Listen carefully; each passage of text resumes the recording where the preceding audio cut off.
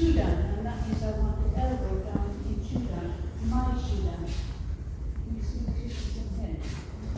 And then Nidan is to taking one down. Okay? Very often you will get this and that. You don't understand it doesn't come home. It should come home here. It needs to come home here. Yeah? So take the time to put the full movement in. That's in my center. Now I can move. You can do the mobilization. Right, off we go.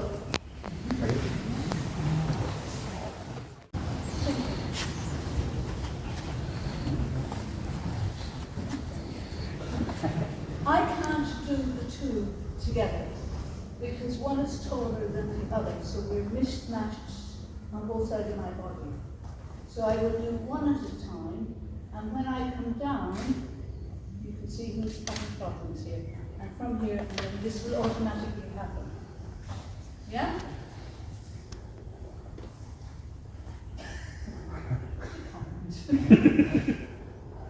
He hurt it. Right. So I'm coming down. Now my shoulders are in their sockets, which is very good, yeah? I am now feeling and turning to him, to rid of him, and then get rid of him. Yeah? Job done. Have a go. That's what you're learning. And this is why posture is so important. It really is. You'll have it forever. Yeah? You'll have weight on you forever. There's your palm. But you've got to home it in and tune it. And if you don't practice it, it'll slip on. Okay? I'm going to say what's the next one. I have some racing memory board. So we talked about Chudan, Gidan, no, Chudan, Jodan, Chudan, and Gidan. And the next thing he's going to come in with a yokoman, yeah? So if I just stop a yokoman, yeah, this is not the right place for me. If I've got somebody very tall, this is definitely not the right place for me. So the first part of, slow down, the first part that I need to know is where is it? Yeah? This is what I'm going to fight with. Yeah? Again. So I'm bringing it down to my Chudan position and hopefully be relaxed and ready to move on. I'm going to do Shiranagi. Problem here is we do Shiranagi and then they come with there's no control going on. I think of a knife in the other hand. So when I take him round, he's rising all over me. Okay, so I need to control him through the joint. And it's like a spanner on a nut. Yeah? So if I hold him up here, he's waving that all around. But if I hold him here, he can't. Okay? So from that point, I'm actually going to cut it up. Yeah? And I'm not cutting it up, I'm cutting it up with all of me, all of the time. Does that make sense? This my husband would call a drink problem. He was always talking about a drink problem. But it gives you the shape that you need. Yeah? So from here, and I don't think I want to tutor him, I want to get rid of all of that. So I'm going to begin to use it. You can see what's happening to him now. Here, yeah, and then come up here. And then I come down, but not much. Does that make sense? So basically, first, where is he? There he is. There's, I'm safe, I can come in. This can be quite tight, so please be careful of your bouquets. Don't go wild on them. All right? Have a go and see how you get on. If you read Osensi's books and things as well, he talks about Yamamata no Michi, the mountain echo. So the theory of this is you call out into a mountain and your voice hits and the echo reverberates back at you. So if you say hello, hello, hello, comes back, that's when you hear the echo. He spoke about Aikido has this, that you call out his energy by using the same sort of thing. So you can use the same theory. So as he punches, we practice a martial art. So therefore, as much as he can punch me, I can punch him back. So it goes 1, and I can call his attack out, of which he blocks. There's my mountain echo. He's just naturally blocked his face. Yeah? He's naturally blocked his face. So I've neutralised the second attack. I've also created the first technique that we did. So I'm not trying to and then do something, blend, and then strike him back at it. He offers me his elbow, and just take it. Yeah, so your body does exactly that. We've just practiced with 2 punches. The only difference is now I'm attacking back. Instead of waiting for the strike to receive, I attack back, which he puts his hand up to stop the attack, hitting his face. If he doesn't, we practice a martial art. Yeah, so we strike. So 1, 2, repeat the process. Happy? Okay, have a go. Hands up. Thank you very much. So, just a couple of points. Stepping forward. We can stick the head on the shoulder from this position. Yeah, not a problem. Keep it there. Beautiful. But Anthony's still on posture, still upright. In this direction. As soon as I turn, facing the direction of Anthony, he is off posture in 2 directions. We'll just keep on that position. So I had the joy of going into one of the secondary schools and teaching some of the little runners, darlings, I think they're called, yes. How do you throw some? Can't just go long and just go and you shove something around.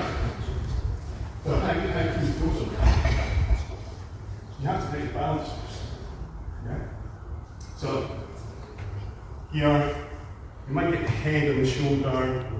Yeah, we can do the turn and stop roping. No, turn again. I want Anthony to be off in this position. So I centre of gravity, so there's nothing underneath it. Here, centre of gravity is still his feet underneath it. So I want that, which is what? That. Your exercise is bottom. That. Okay. So have a shot like that, please. So I go to do this, but then he overpowers by pushing me backwards. So we're back to this, what I was talking about earlier. We live in our little bubble of we do one thing at a time. In Aikido, that's what we do. So what I'm trying to do is burst the bubble for people to think, oh yeah, what happens if this happens? What happens if there's 2 punches? What happens if there's 4 punches? And so on and on. So, our little bubble, we just need where we've got, oh yeah, the real world, yeah, we do this, but why not do the real? So, as I go to do this, he's pushing me, and he can even hit me in the face, he can do whatever. So, I go to do this, and he pushes, and then with his push, and I push. So I'm allowing his energy to continue.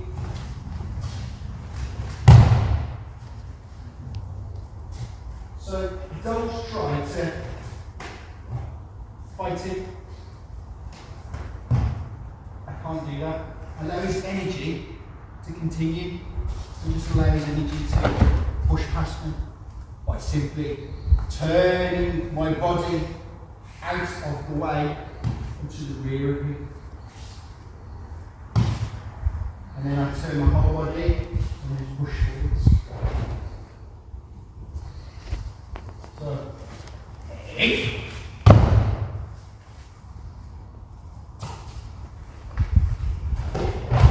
so just don't have to be too sort of just turn.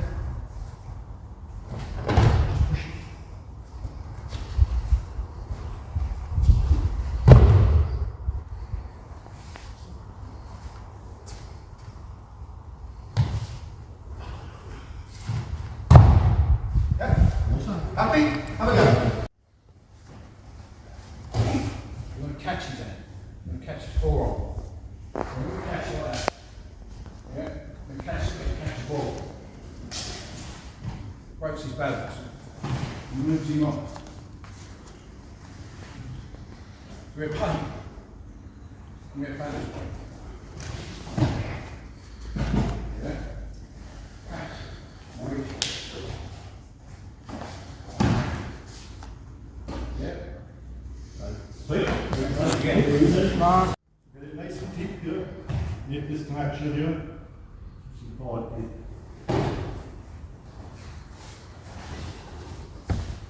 Yeah. Yeah.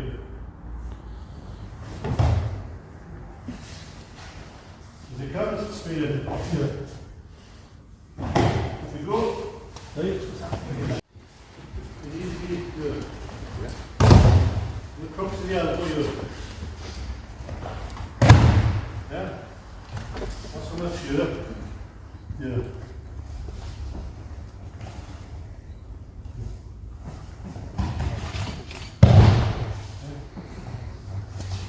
Good. The crux of the elbow here.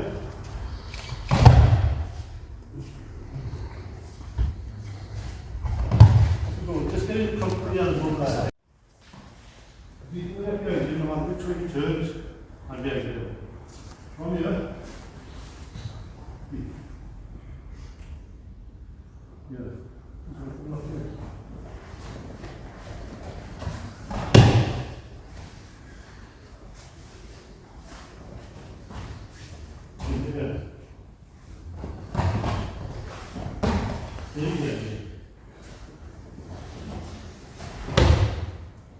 You've got to be behind it. Nice and deep. That's it. Above here. Ask them to come through here. Just come through here and send it through. From here. Very deep.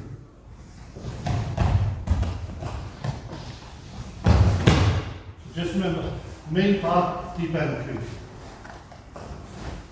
Good. Good.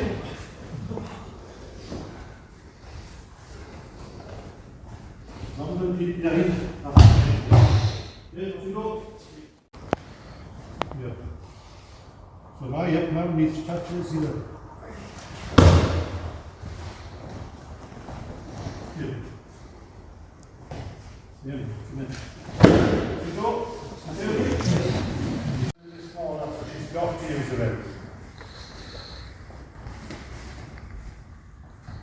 Get that direction.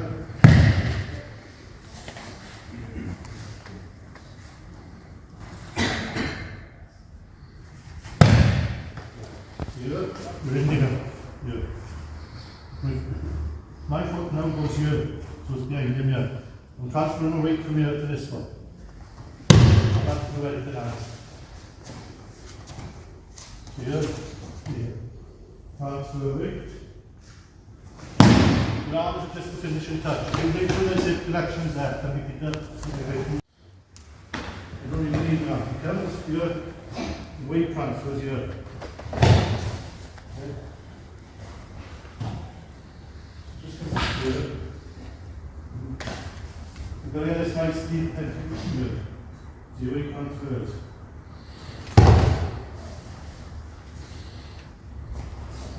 In, flexion. That's sensitive considering you've got to have this connection. Yes. Good. Don't need much. Make sure you get this connection here. So, he comes in. Here. You have to just finish and touch to it. Off you go. Here. You'll see it coming. Yeah? Just from your side. Yeah, rearrange. He's coming past me. I'm in. We're going to connect. Yeah? Seize this. See where I'm going. You've got to see it coming. Yeah? Come on. Underneath. Yeah!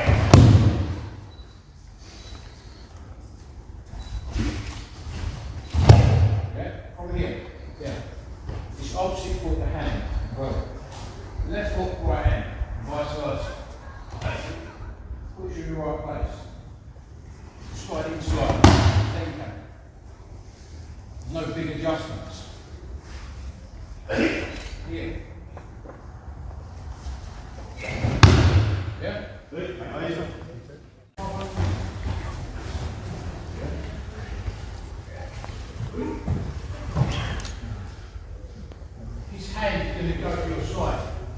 almost like you're putting in your pocket.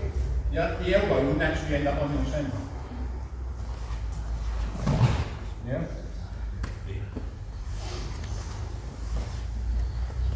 And that's how I Yeah.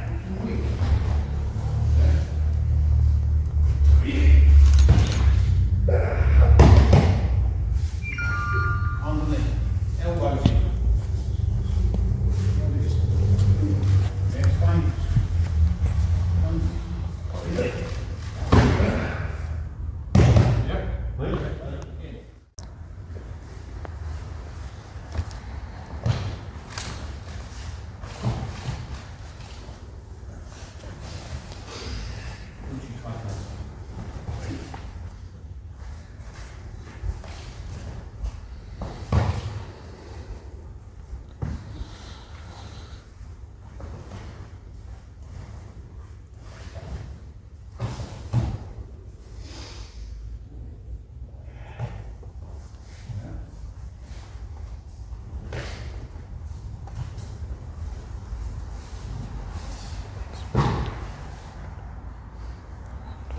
Yeah, it's dangerous. So just look at this position. Looking at the real turn type thing, we can think, but by then it's too late because I stood there and I've waited to be the victim. I've waited for an attack. Too late. It might not be a fist, it might be a headbutt. This is from Scotland, so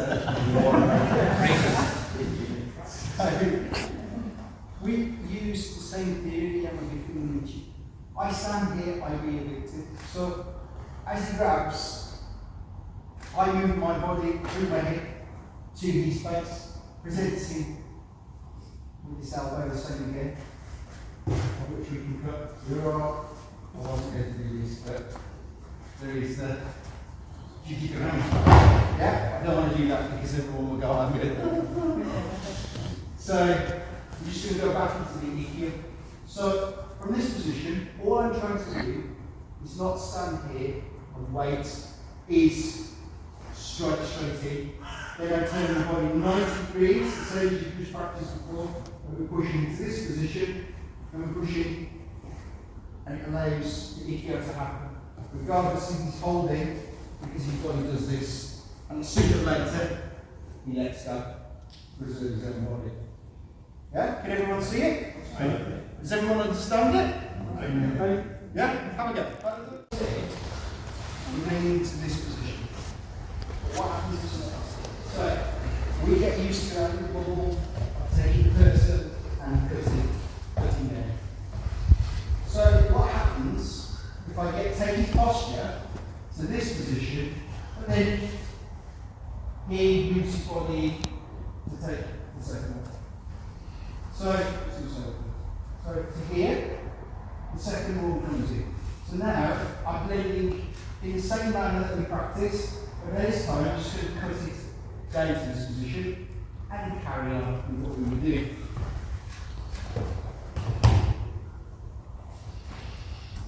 So everything should reflect back to what we were doing this morning and what we've just done today.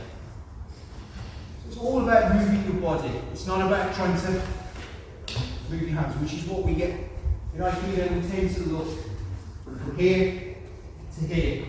We don't look what these and these do. So we're turning our hips.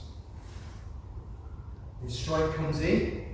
Just turn your body, cut it down, and continue your shirogane movements. And everything remains the same.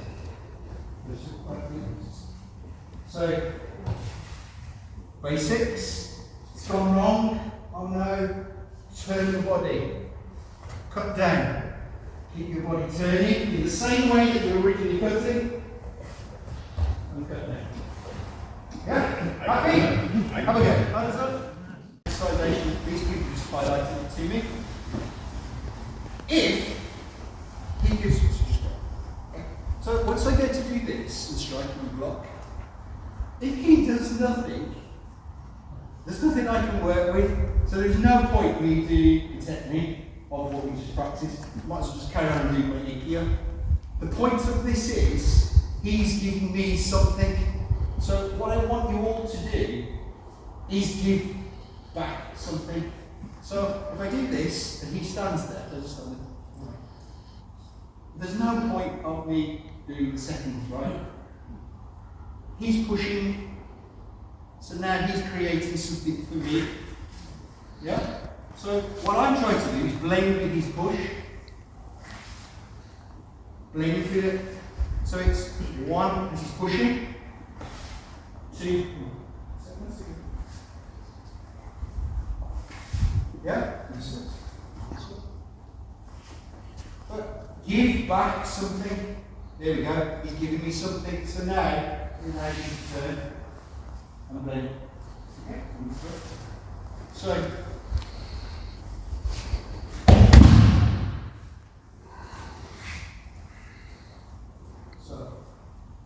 push. Yeah, so he's got to push, otherwise nothing happens, there's no point. So it's 1, push back, push back. Yeah? Have another go. Thank you, Dan. Let's have a cheer.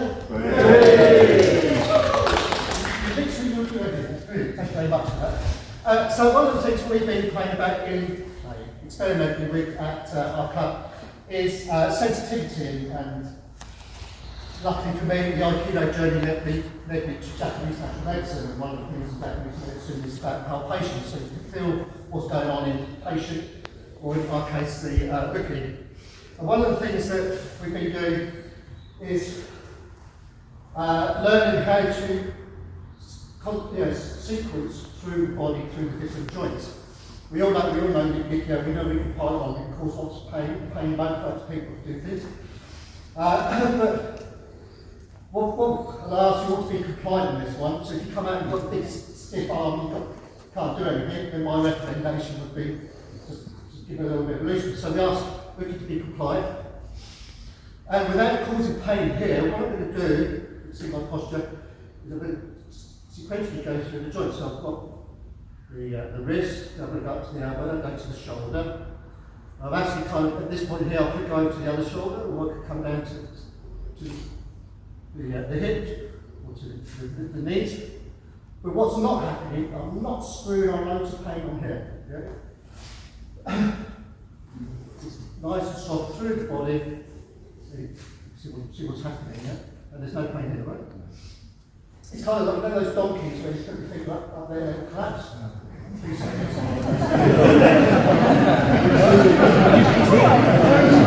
That's not twisted.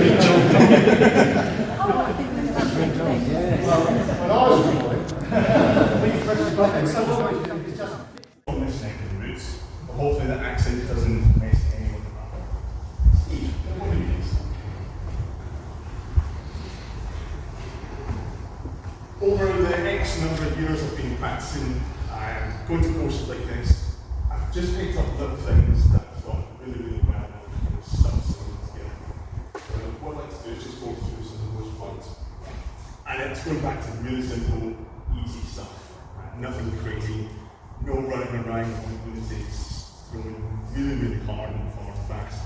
So I'm just going to start.